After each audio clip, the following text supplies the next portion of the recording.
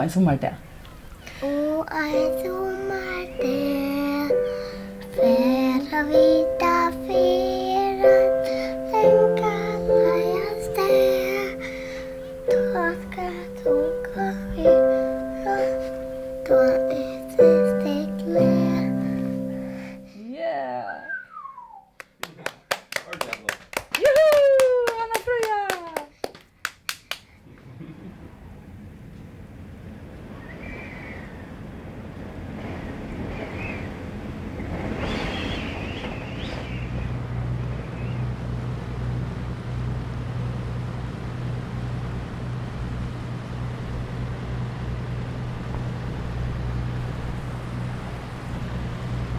I am not scared for the ocean, but I have a big respect for it.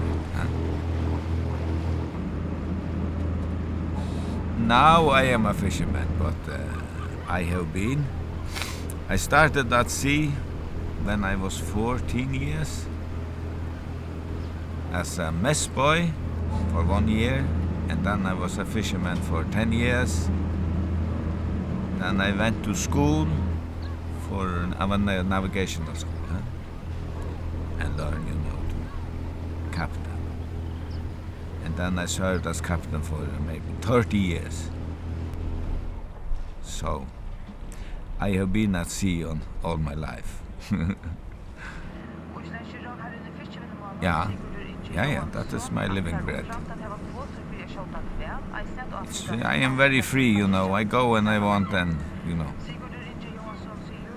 I go out when I want and go home when I want. Nobody tell me anything. So, a very free life. But not give very much money, but maybe enough for butter and bread. Yeah, bundne båtløse maður. That would say that if you don't have a boat or allowed to go into a boat, often many men own a boat. Maybe there was 7, 8 men own one boat. So then you have one place in the boat. That was because if you don't have a boat, then you are not able to live, nothing to eat, and they had no money, but it was very important for food, possibility to live, to have a family. It is automatic, you send it down, and when it come down, it feel the bottom, it stops, and then you tell the machine how much you will take it up from the bottom again before it's going to work. It works up and down, So when it feels there is a fish on, then it takes up. And the only thing you have to do is take the fish in, put bait on, and send it down again. Just like a computer. Yes, quite modern. But the fishing gears with the hooks, that's a very, very old system. Hundreds of years. So you have,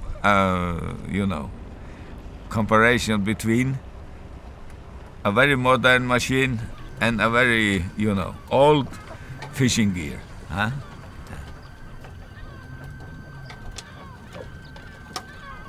The most thing you have to do before you're going to sea is to be careful with, that you have everything.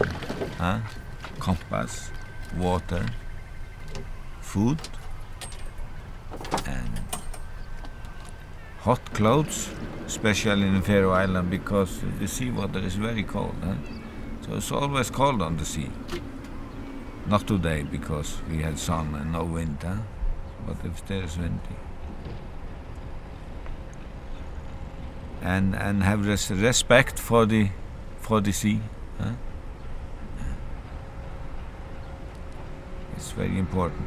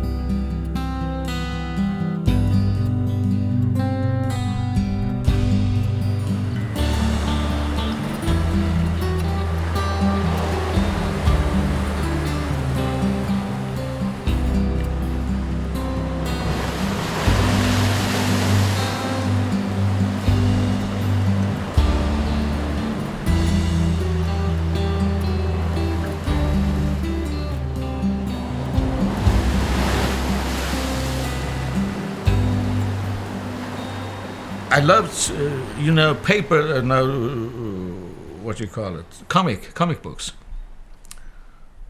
Especially the front pages with all the colors. I loved it. I used to copy them on the kitchen table.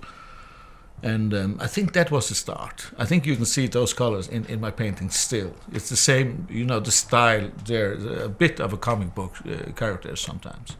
I went to Copenhagen to study in a graphics school. So I am an illustrator, which you can see a bit of behind me, even though this is painting.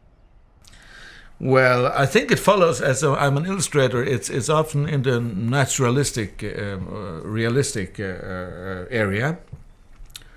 I've not done so much abstract work. It's mostly in the realistic area. I try to paint Faroese nature.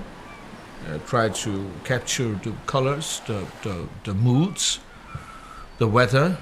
And hopefully I say something more than just make a copy of the landscape, Yes, it's part of my daily earnings, so to say. I sell my paintings. Yeah, I've got a website from which I show my paintings, and you can contact me there, anyone who wants to. And then I have some exhibitions. I've done maybe 5, 6 since I started. It's not realistic in that sense. It's fantasy. It's more of symbolistic, I would say. People walking towards something or someone in the middle. I think I'm not always aware of myself what the point is in my painting. I just paint it, and hopefully I get something worthwhile. And that one I pondered a lot about. I thought about it afterwards. I painted it. So that's the painting. People looking for something or someone in I don't know if I should say a lost world. I think it's lost sometimes. You got 3 persons looking at that, and they get 3 different experiences from looking at the same pictures or listening to the same song. So it's part of me, It's who I am. While I'm working on my paintings, I'm getting better at not thinking about how people will receive it and what their reaction will be. I'm thinking more and more about what do I want to put on there. Beyond that, it's out of my reach. It's not under my control. Whatever people might say,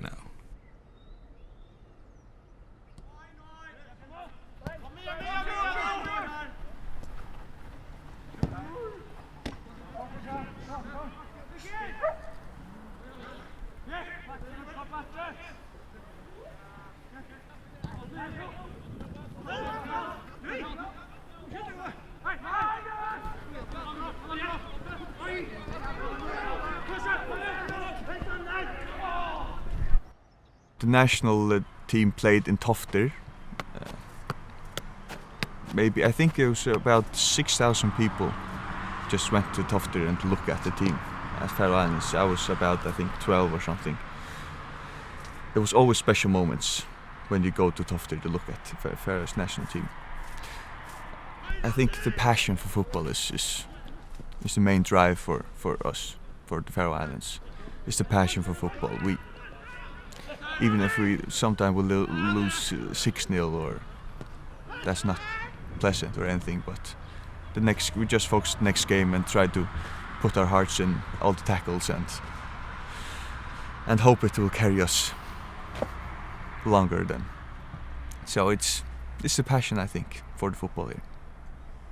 For the population of 48,000, really, really many people play football here. I play football now as a hobby, yeah. It's fun, it's social, you work out. So for me now, it's just a hobby, yeah. When I was younger, every footballer should have that dream to become a professional footballer. I think you must have that to become a good player. But now I'm maybe I'm a bit in the elder end. So now it's only hobby and after work. Yes, I've played 12 matches for the national team, Faroese national team. I think the last one was in 2011. We are trying to improve our game in the national team. For many years we didn't have the ball. We're just trying to be in defense and just don't let any goal in. Now we're trying to have the ball and create chances. So the thinking of the game is turned around. Now we also want to attack. I think that we like to compete, and as we are so isolated from everything, we want to be a part of everything. So in this way, in football now, the Faroe Islands maybe are a little bit known by football now. Yeah, it's sometimes really funny to play because in this fog, in the national stadium, if you stay in one goal, maybe it's sometimes you don't see the other goal in the other end. So, but we play the match even if there's fog. Then we have to play it with a yellow ball to see it better.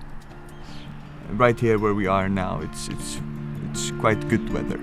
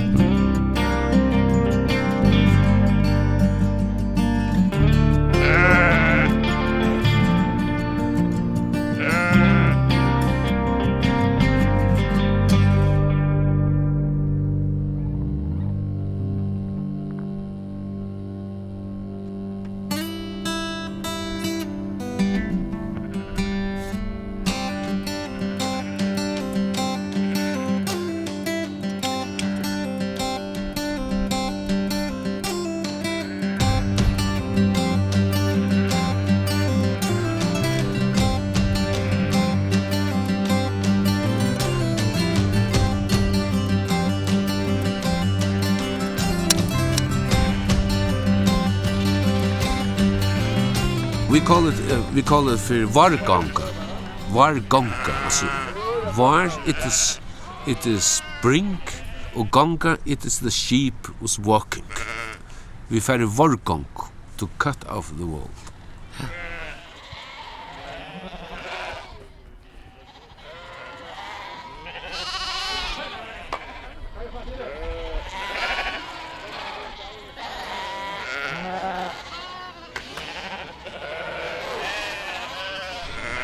And then we have in autumn, it is in about October, then we taking the sheep down again and we are taking the lamb and killing them, and the old sheep also.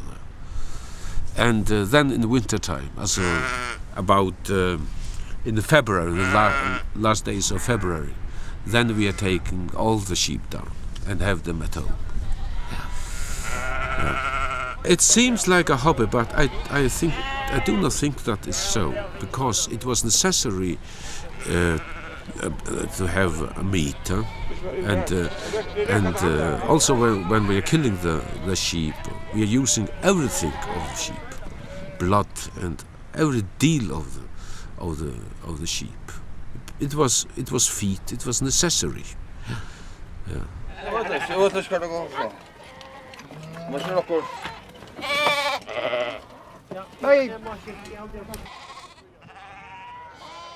Yesterday I got a phone call from the shepherd that we shall meet here at 8 o'clock today. Yeah? And we are saying then we sheep okken. It means that the shepherd are telling us you are going there and there. And that's the duty. Yeah? And we are also calling it with a special Faroese word, ödn.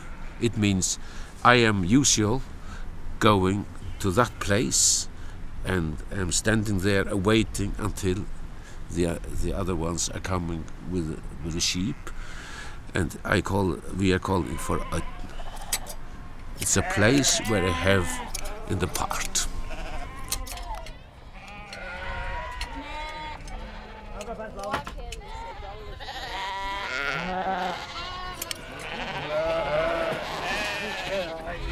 Yes, that were old use. It was very necessary that we got our clothes from the It's a very old tradition, and the Faroese women are very clever to knit. Very. I have a woman at home. She's very clever to knit her dress, also my dress. And it was a tradition, and it was in the old days. It was very necessary because we have been seamen, and they were all, and the clothes they used were from the. I think in my grown up was more tradition than this now. There's not so many. So the Faroese society is like the other society in, for instance, Scandinavia. Yeah, I think so. Many things, but we have another tradition. For instance, this tradition is a very, very old tradition. It's a very special Faroese tradition. Fermented, how do you say, spare ribs, but of fermented lamb. It's for me. It's I think it's very special because you associate it with something. With your family. I mean, you're used to eating it with your family, and you eat it with your fingers and your. It's. You use your whole body to eat almost, and it smells. And it's fantastic for me. My name is Poul Andrías Ziska, and I am together with Eike Herason, the head chef at the restaurant Cox here in Tórshavn, Faroe Islands. When I think about the Faroese food, I usually think about all the fermenting processes and the whole fermenting thing. Fermented lamb, fermented fish. This fermenting is a preservation method, really. It's basically just you hang it. Well, when it's slaughtered, you hang it up, and it gets fermented, and it gets soft, and it gets a very intense, strong taste.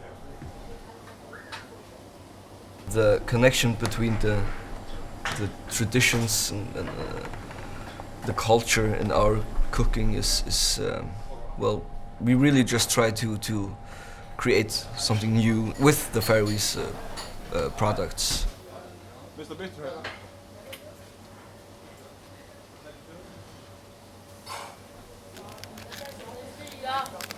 Common Faroese food, it's everything, same as everywhere else in the world. I mean, people eat spaghetti bolognese and lasagna and fish sticks and whatever. It's just like all the other places in the world. But some people, farmers especially, maybe in the villages, are eating more frequently and commonly the Faroese food, the fermented fish. And I would say some households you get served fermented fish 3 times a week maybe.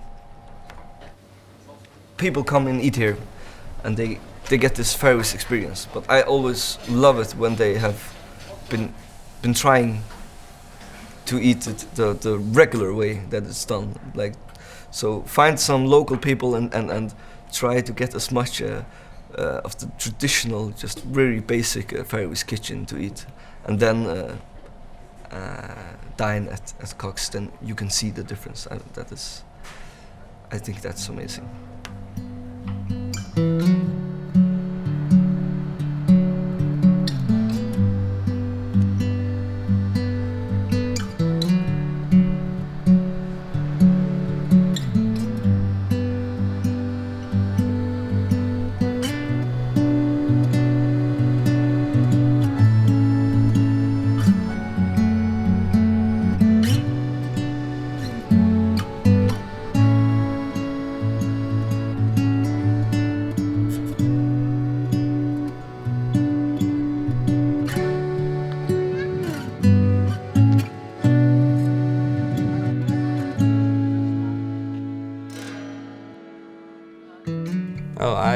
started working here because I was kind of headhunted. My boss actually called my parents about 7 years ago. And I started working and worked here for a few months.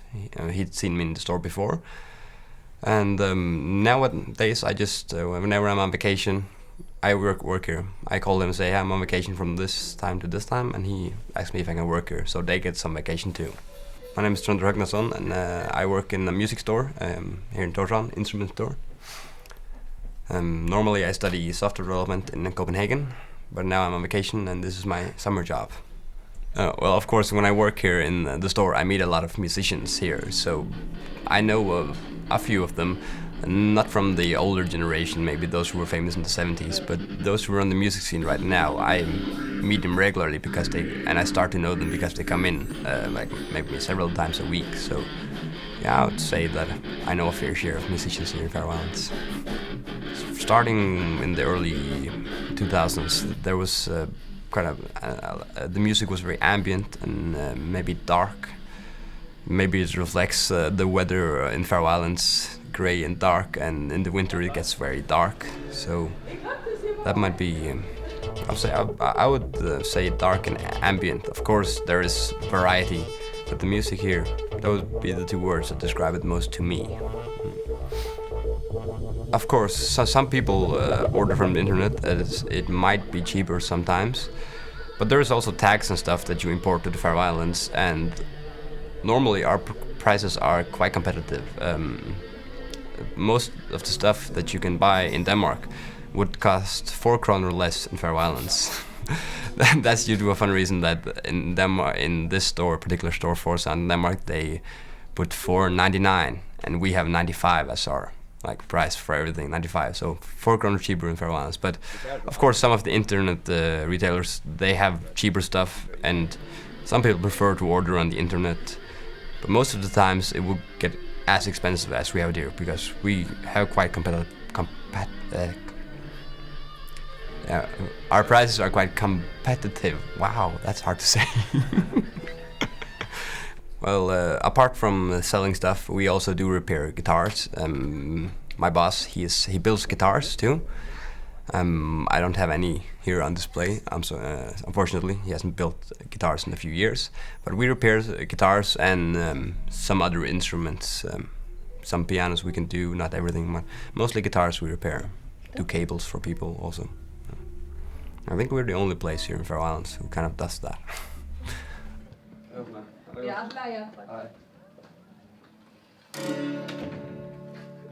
That was quite good singing, actually, for an almost 4-year-old.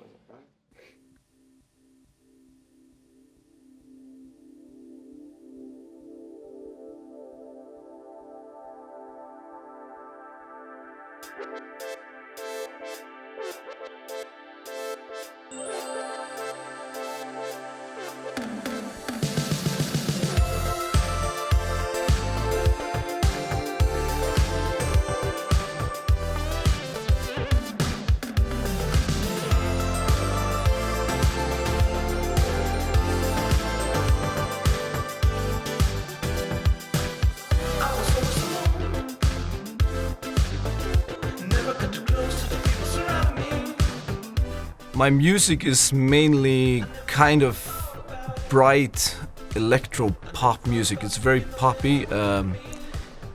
It's influenced a lot by maybe like 80s production, and also a lot of video game elements. Kind of, there's a lot of nostalgia in the sound. Actually, I very often use old synths and old sounds from back in the days, so it's kind of pointing back there all the time.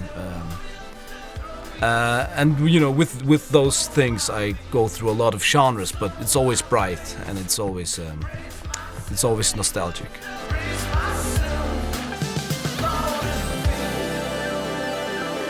I do electronic music mainly because that's the natural route to go when you're like a one-man band. It needs to be only you and your computer and your instruments. And I think electronic music just happened to become electronic music from that because I've always been alone with my music, just me doing all the parts. I've become quite a nerd with it, so now I can't do it any other way right now.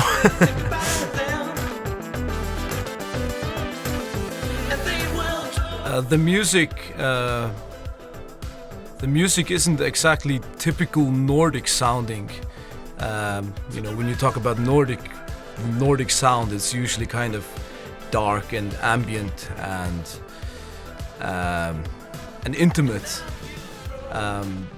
But I'm kind of trying to break free of that whole idea and do the exact opposite. I really like the idea of doing that.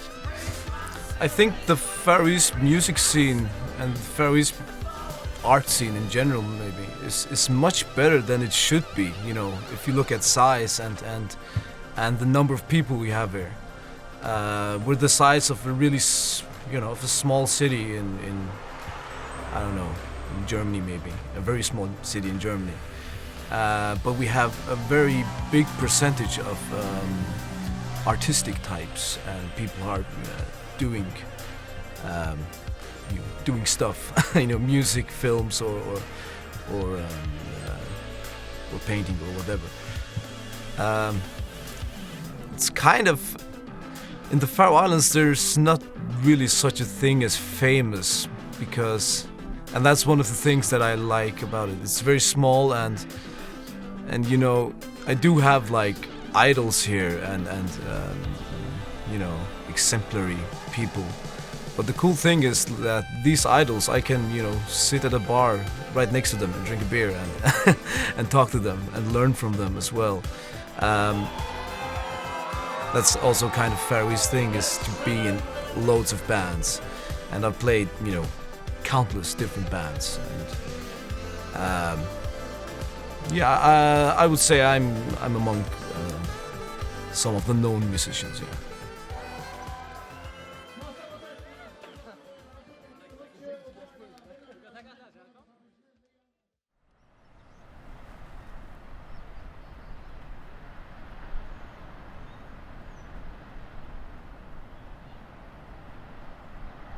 We have been the leading brewery for many years, and we are still the leading brewery, and I think people like our beer, and maybe it's part of our identity now. My name is Einar Waag. I am manager of Faroe Brewery in the Faroes. My grandfather started this brewery in 1888, and later my father took over, and I've been in this brewery since the beginning of the 70s. That is a very long time, some 40 years. We were allowed to brew stronger beer in 1980. And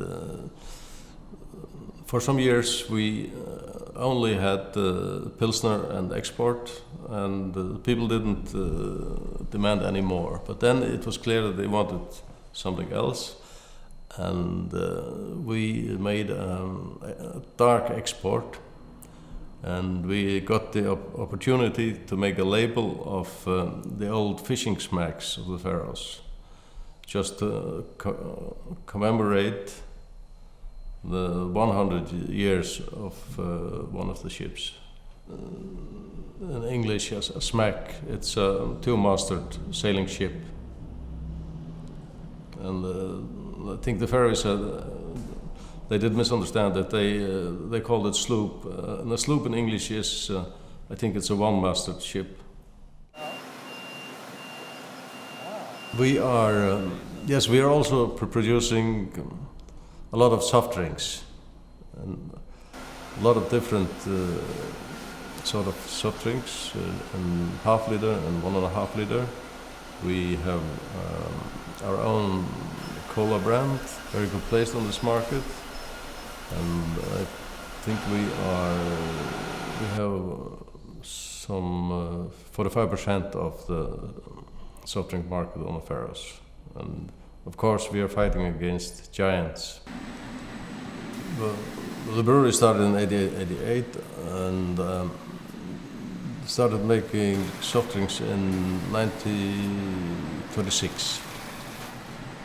Well, the Scandinavian countries, all but Denmark, have state monopoly liquor stores.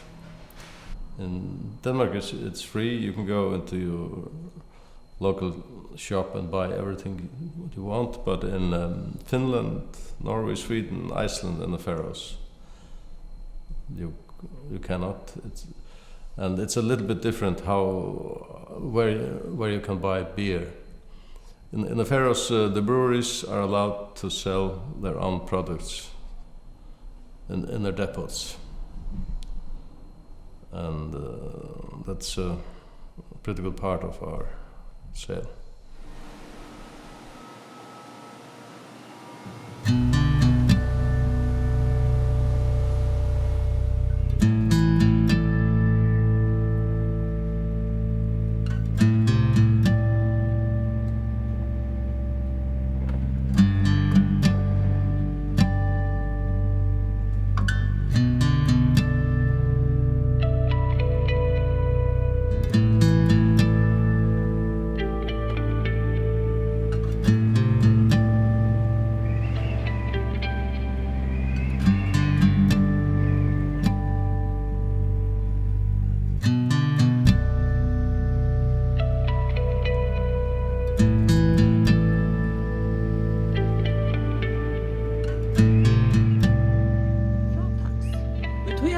Fra 21. juni til og 8. august telefon og avgangstøynar fra klokkan 12 til klokkan 13. Høgni Djurosleg innslag til rattes. Vikingur hefur framvegis møguleika að spela seg vujare til 3 omfær og i Europa-league-kappingene etter dyste mot den norska Tromsø. The radio is on air 24/7, 36, all year round, and the TV is on every evening from around 6:30 to 8 o'clock. It varies production. I mean, children's production and the news and documentaries and everything. And after that there's films and whatever you know. My name is Kári Sólstein. I'm a journalist here at the Kringvarp Føroya, which is the national radio and TV station in the Faroe Islands. We are around 80 people who work every day in the radio and TV station, and there are a lot of freelancers also, around 30 or 40 freelancers. It is financed by that every family has to pay 3,625 kroners, around 500 euros. And it's financed that way. It's also financed by commercials, a little bit. So it is not taxed. It is a political decision that everyone has to pay. So everyone pays 500 euros. So when a journalist it's been criticized, like the financial minister or the culture minister or the prime minister, he cannot come and say, okay, they've been criticizing me, I will cut their funds. He cannot do that. So it's very important that in a democracy, you are journalists that have big credibility and journalists that are doing their work without thinking about money. Yeah. I think the one thing that's very special for this radio station is that we have to put everything into one channel. So there has to be a morning show, there has to be some symphony orchestra, there can be some rock show. So you can be listening to a priest saying a prayer, and 10 minutes after you can hear Metallica playing. And 10 minutes after Metallica there is a symphony orchestra playing Mozart or something. So you have to put everything into one channel because there's only one channel that is national. The Faroese people, we do measurements of how many people listen to the radio, for example, or watch TV. There is a morning prayer every morning at 7 o'clock. There's a priest, he comes in and he reads some from the Bible and he says a prayer and hopes that everyone is happy and everybody lives happily that day and for the next morning. It is rerun at 10 o'clock And there was some years ago that the measurement shows that the rerun, nobody listened to the rerun. People were listening to the morning show. When the morning show ended at 10 o'clock, the priest and the Christian radio came back, and the people changed the channel. They listened to other radio channels.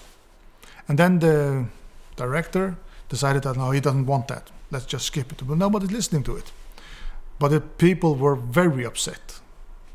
It was almost, they almost crashed the windows in the Faroese radio house. And that's because they felt that their nationality somehow was interfered or scratched. It has to be culture, it has to be traditional. The Christian, the priest has to do his prayer at 7 o'clock and 10 o'clock, even if it's boring.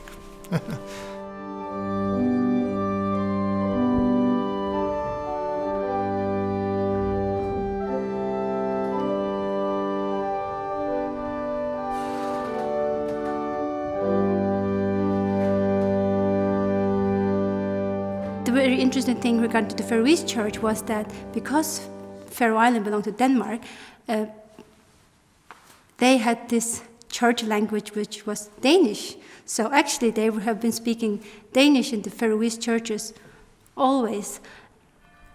The Reformation was actually not complete in the Faroe Islands before in 1939, when this legislation was that you were actually allowed to speak Faroese in the church, use Faroese as a church language. Before that it was only Danish speaking in the church. Even if the priest was Faroese, he has to preach in Danish.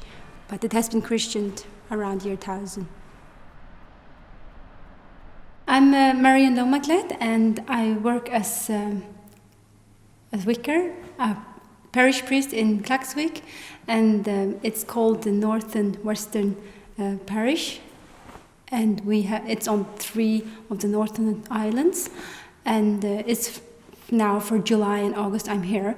Usually on a daily basis I'm in Dubai in the Middle East, where I work in an English church. So yeah, at the moment I'm just here now helping out.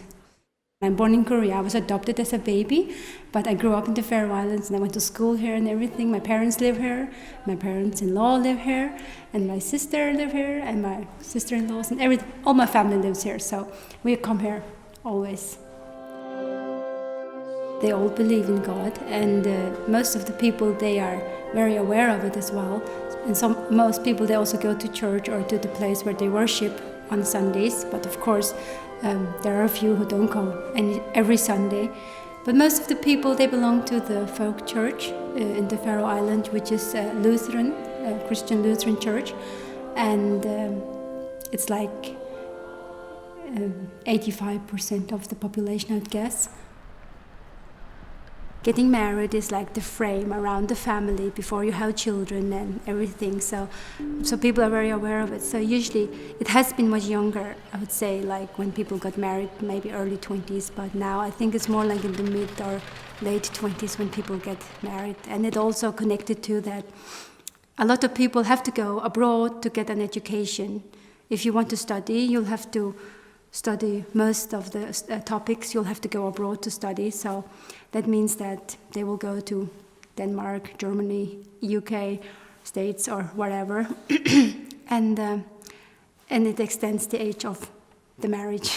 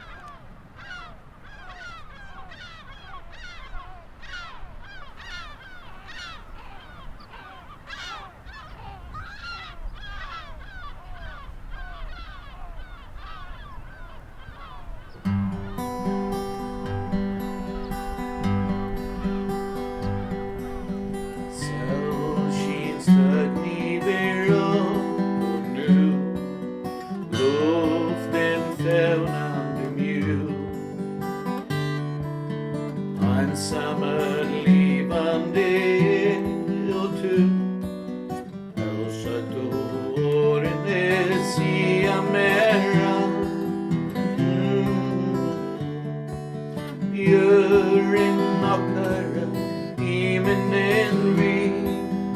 Dögvata gräsile Ajen lockar och täskar och fri Alla tuive chamer Ser med sorgluja sintulet Sväljer rådnande hud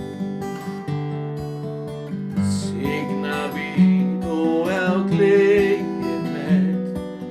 Aldrig bär mig mot så sannor som nu Sannor som nu Gör in okkara himinen vi Dögvata gräsile Ajen lockar och täskar och fri Alla tuive chamer Därmed söker ni och blod Klocka bujande slär Skujming sätta friar folk Hörde tu hamrarna slåande svärd Gör en okkara himinen vi Dögvata gräsile Ajen lockar och täskar och fri Alla tuive chamer Gör en okkara himinen vi Dögvata gräsile